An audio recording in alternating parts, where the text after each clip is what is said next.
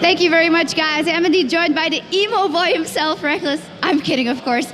You guys did great, fantastic game. Tell me a little bit about what you focused on coming into the game. Obviously, that Yasuo must ban. Well, pretty much yesterday, we ate dinner together and we talked about the weaknesses we had in our game against IG in the group stage, the first game we played. And we felt like their rotations and objective control was far more superior than ours. So we pretty much planned our comp around getting all the drakes and being able to siege slowly, which showed in the late game where we were just pretty much hitting the tower like once or twice and then going back and then in again. And we were a bit surprised by the Nidalee pick because we actually wanted to put it in our comp, but Peke played a really good Gragas this game, I think, so we covered up pretty good. So what about playing versus a Fiddle? We know Lucian likes to play it, but it is so annoying. Fiddle is kind of annoying because you kind of go from should I go with Cleanse or should I stay with Barrier? Because if you actually get feared, you're pretty much dead.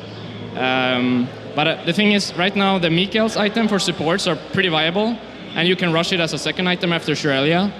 So we pretty much just try to stall the game for as long as possible and dodge fights until he had Mikael's, and then we try to focus on actually killing the Fiddle when he jumps in, and just Mikael's the target he fears pretty much. No lane swap this time for the top lane, and yet Soaz gave up first blood again. Was he going on tilt a little bit after that? I felt like Soaz got very focused by IG, and I think he handled it pretty good, actually. He managed to stay in the game and not giving any kills to them except of the first one. And Yellow also had some stupid deaths in the beginning, but overall we played really well together, and I think it showed in this game, and it's why we won this game as well.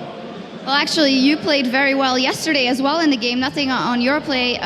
Do you kind of feel that the problems you run into here are the same problems you run into when you play the European LCS teams, or is that a different style?